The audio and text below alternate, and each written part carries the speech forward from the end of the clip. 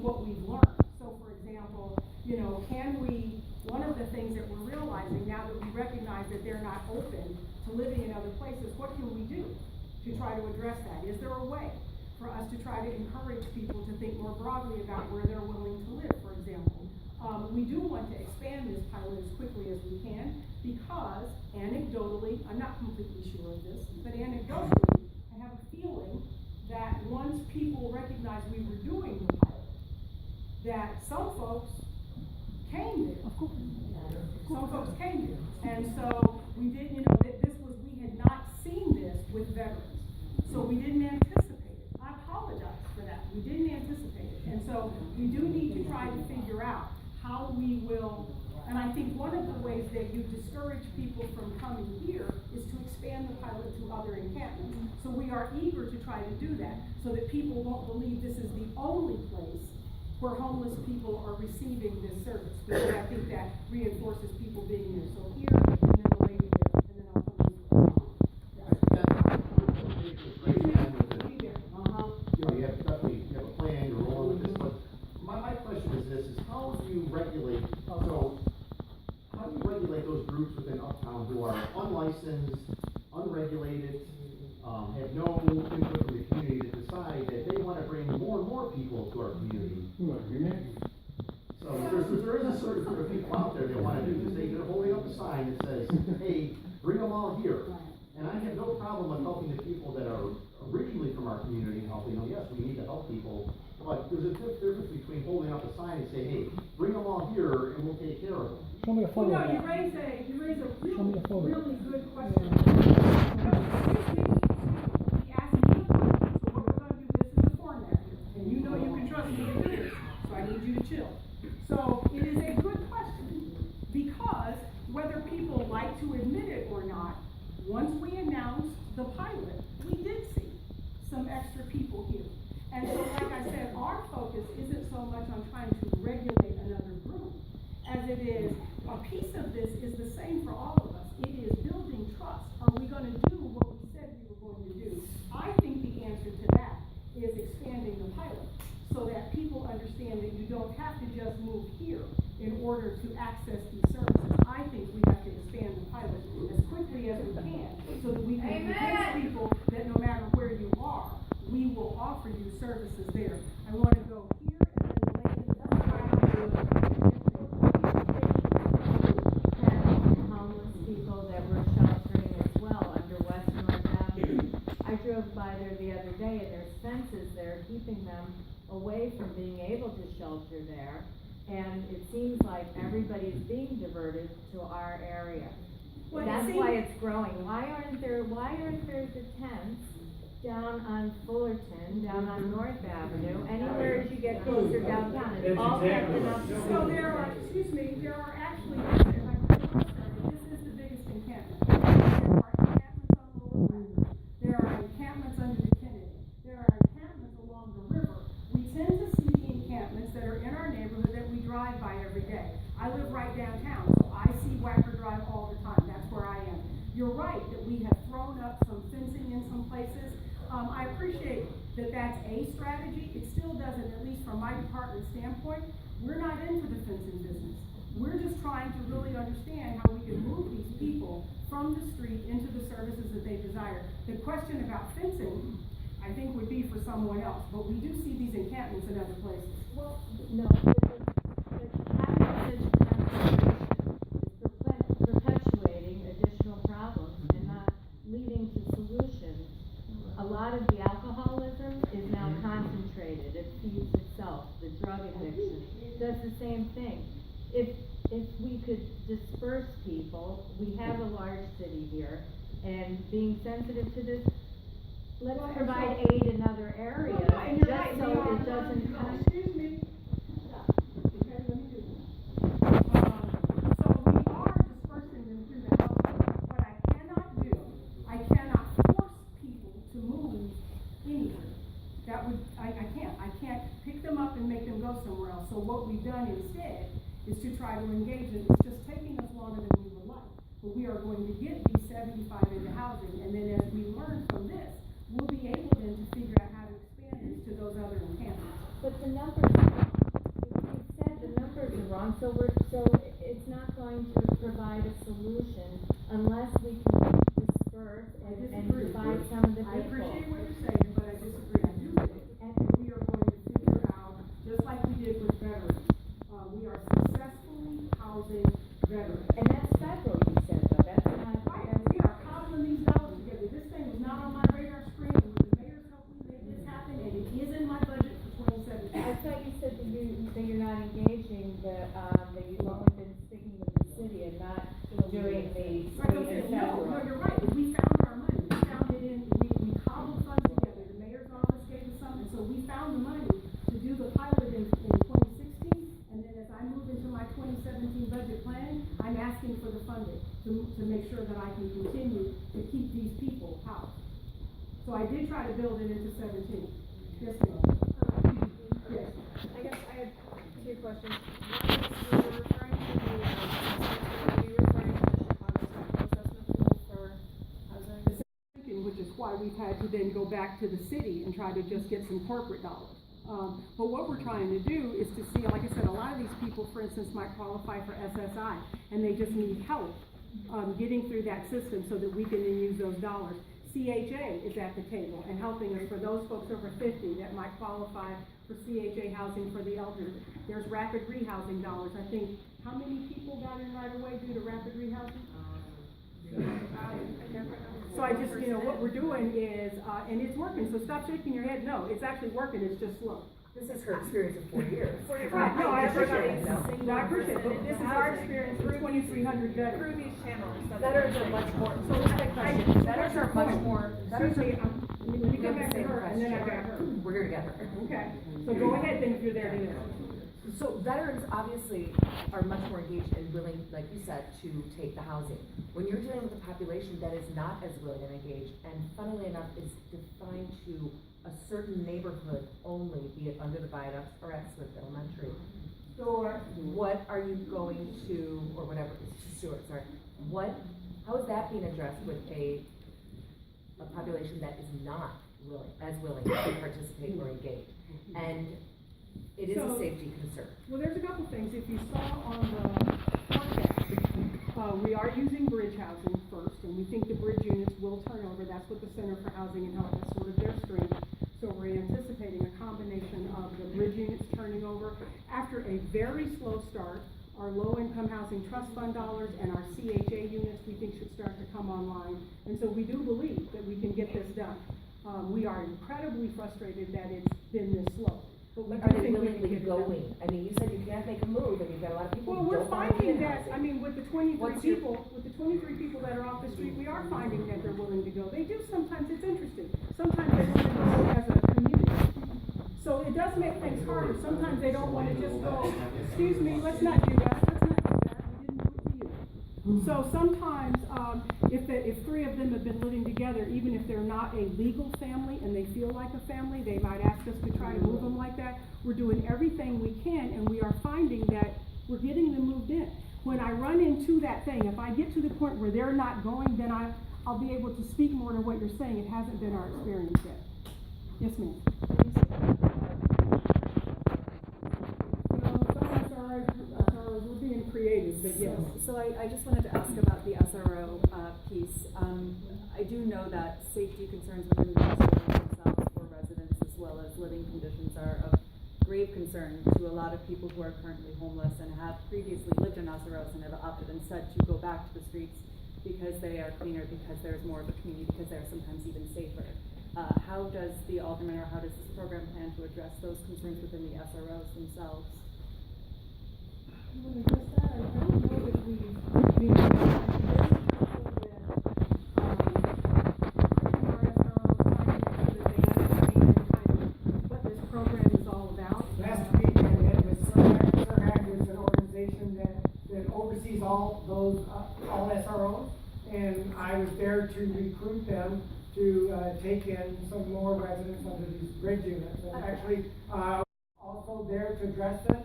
We want SROs to be successful because we find that is a good form of housing for people who are living on the edge. But we are also trying as well to recruit private landlords for bridge housing units because we're not, you can't force somebody. So if somebody doesn't want to go to and you take them there and they say that's not the place for them, then we clearly need to have other housing stock. And so that's one of the reasons why the recruitment letter from the mayor to private landlords, so that we can try to, in addition to the SROs, try to increase the number of private landlords that participate in bridge housing. And also, Hold on, hold on. and also, we were using some of the SROs that were very successful with the Veterans Initiative as well. So some of the landlords are very experienced with dealing with this population, so they understand what's going on. And as Alderman stated, with that successful meeting with Sirhack and dealing with the SRO Association, it was very beneficial to them to hear landlords of the SRO's experience, so they're willing to participate more. Very, very positive experience. Yes, ma'am, in the back?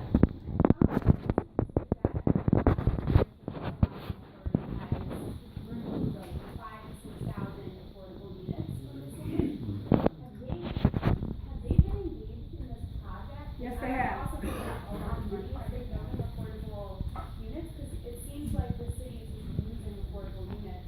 I think, well, as I think we all know, there is a question of affordable housing and concerns we all have about affordable housing. We share those concerns. We have found both on the Veterans Initiative and on this, the CHA is at the table with us. So for instance, on the Veterans Initiative, I believe over 3 years, they committed, I think it was 150 units a year over 3 years for veterans housing. They are working with us now, especially on the units for those individuals that are 50 and above. And if you remember the chart, that's a good number of the folks that are here. We all know that CHA has some challenges. One of the challenges, to tell you the truth, is that when they knocked down the projects, there were commitments made to folks that they still have not fulfilled. And so they are working to fulfill those commitments. That is not why I'm here tonight. I am not a CHA person. Feel free to call them and take that up with them. Yes, ma'am. For those who was under the that received an SSI. Does anybody know if we don't have that, I don't know, I don't have it on top of my head, so we can get it and get it back to you. I did talk with some individuals who, qualified for SSI, and they were not, and that's part of the process that we use to get them, now we're getting them on SSI. How many people? Do you have a number?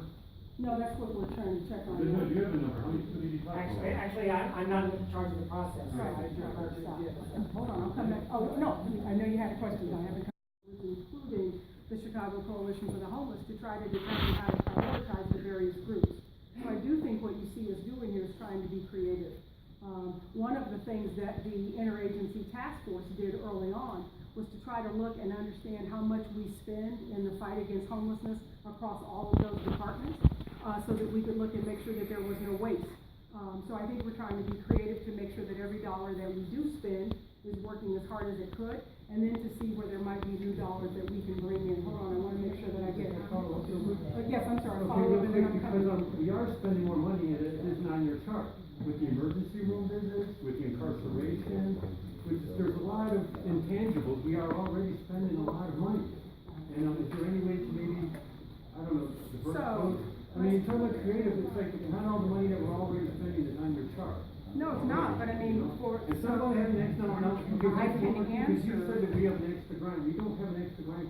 We all want these people, that was kind of an unfair characterization, to say that, you know, people who are out there I didn't- actually trying to feed these people, we're trying to feed them in their comfort level. We're worried about So their if you have a comfort. question, I need you to get to it. Okay, so I'm asking you okay, that, it's not just a factor. Without the money, it's just not going to happen, Okay, right? so a couple things. So on you mentioned the hospitals.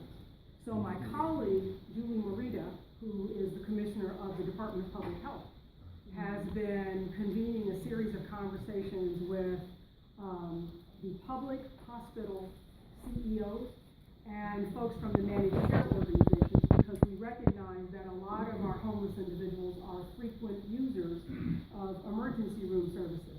And so we are talking with the managed care organizations and the hospital CEOs to see whether or not, instead of paying for them when they come in to the emergency room, is there a way to get those folks to kind of pool some resources together so that we could do more on the front end? There are conversations going along that would try to do what you're talking about. try to tap into some additional sources of funding. Yes, sir, let me come back to you. Very quickly, we have about 10 minutes. And then, ma'am, I'll. So we really would like to focus on the people who are wanting to ask questions, who have not yet asked questions. We have 10 minutes left. I'm sorry, I already told him I'd go to him, so I'll go to him and then the lady in the black. Just a very quick question. Yes, sir. Are you and our mayor and our alderman, how are we monitoring this bridge situation on a daily basis? That's the first question.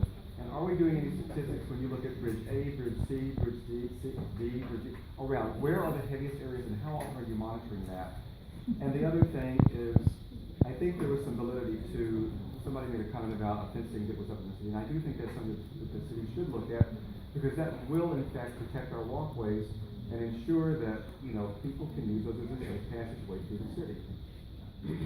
So we do monitor regularly, so the young lady sitting up here in the very front row operates our street homeless outreach team, and we are up under the viaducts a couple times every week, trying to understand whether or not folks are going, you know, hither and yon, so we are up there all the time.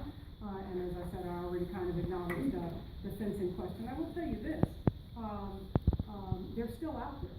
So whether you fence them off of one street or not, they're gonna go into the park. I mean, they have to go somewhere, they have nowhere to go. And so I appreciate that it troubles us all, I really do. But then it's not like if you found them in the park, that it would make them go away. It's not like you still wouldn't see them. But I appreciate the point that you made. One more thing to that. One more thing, yes, sir. I'm not saying the people don't need a place to live, and they may be in the park. It's the bridges and the walkways right now that is our biggest issue. I appreciate that.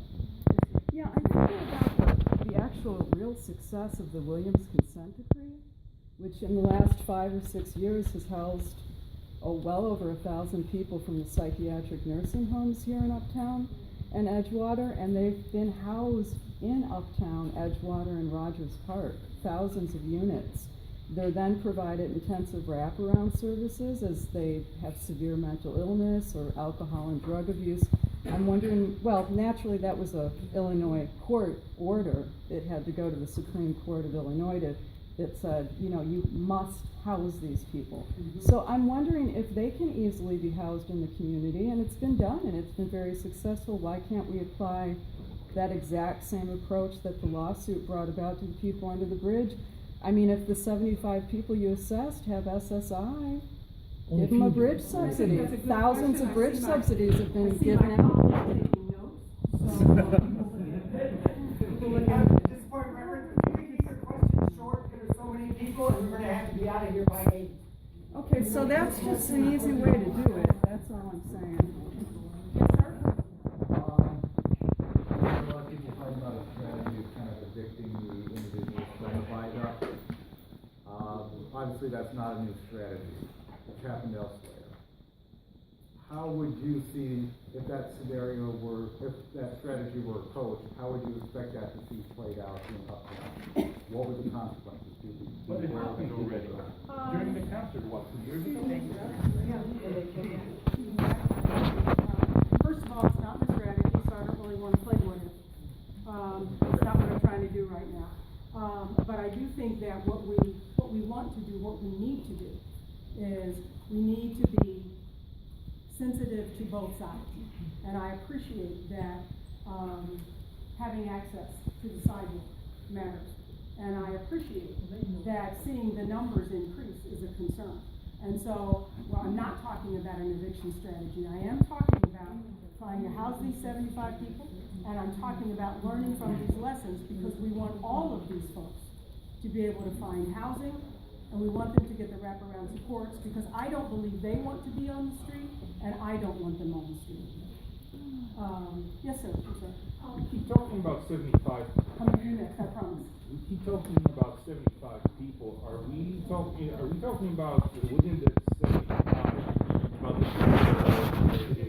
camp by the school and people that will show up and might show up daily or weekly in the area? So as I said when I started, when the original assessment was 56, there were 75 people living under the 4 viaducts.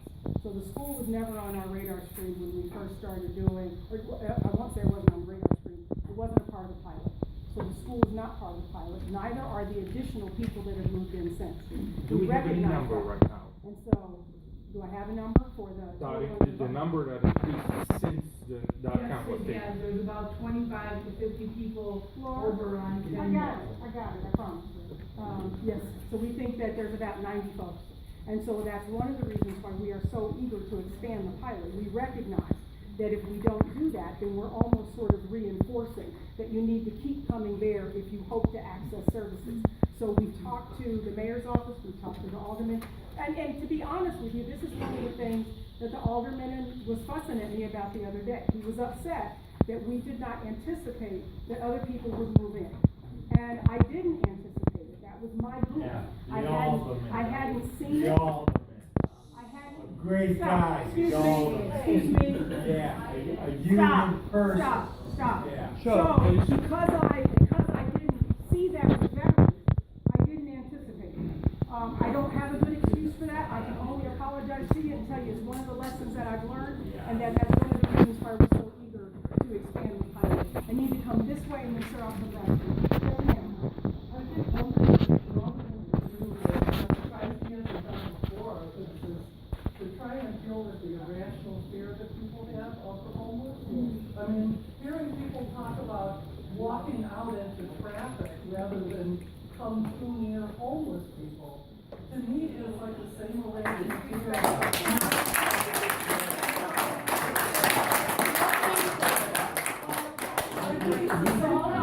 Of somebody that doesn't want to sit next to a Hey, you don't want your kids get bombed in a Hey, so can I, I need you to Yeah, but what the alderman could do is show us the stats of how few people ever get mugged underneath the underpasses where homeless are living. They're actually staying under there. Yes, what the alderman could do is show people those stats. Okay, He's so hold on. silent. So hold on, let's come to Laura, stop. So here's a really important point. One of the things that we noticed when we were working with veterans. So everybody will tell you on their face they would like to help homeless veterans. And that's because in our mind, the veteran that we've got in mind is the chiseled war hero, and maybe he's just got an arm or something that's not, we all think it's that guy. We're not really prepared to think about a guy who's suffering from PTSD, who maybe hasn't been able to live constructively for 20 years. So we kind of have a vision in our mind of a homeless person that we're comfortable thinking about. That's not just the alderman. A lot of us do that. Even if you're really focused on this issue and want only to help, it still bothers you to walk by and see people living that way. This is not just about the alderman and some deficit in his character. This is a conversation as a city that we would all benefit from, and we're trying to figure out how to have that conversation. I have to applaud all of you all for being here tonight. Whether you are a homeowner and paying really hefty taxes and not able to walk on a sidewalk, or whether you are a homeless person who wants desperately to find the right place, this is an emotional issue for everyone. This is a start. This is just a start.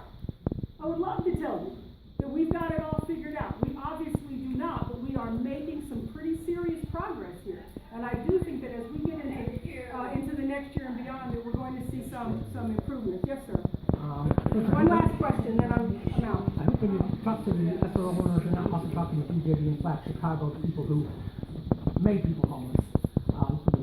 Also, I hope you take the opportunity for the February 2017 point in time count of homeless people to get people's names, because then you'll have a single list of tens of thousands of homeless people in Chicago, and you'll be able to have a starting point to start hooking them up with service. That's a really good point. And we What have we are money starting to have right now with veterans is we have a by name list. What we are adding, so we've got those 2,400. Most homeless are veterans. Let me finish. Correct. So those people are in that list by name. And now, the 75 chronically homeless, we are working on that by name list. And as we engage people, we are doing that exact thing. That allows all of the players that are engaged in this work to look in there. And if Lisa Morrison Butler shows up on Threshold's list, then you don't have to worry about somebody else not knowing that Lisa Morrison Butler is being served. But every The February, you system count is every coming homeless together. person in the city of Chicago, sheltered, thank- unsheltered, as much as you can. Yes, sir. So this is your So, opportunity. excuse me, I got one last question, I'm gonna go with the gentleman back here in the back, and that's it. That is included in SRO. This is not so much a question, just wanted to say thank you for wading into this mess.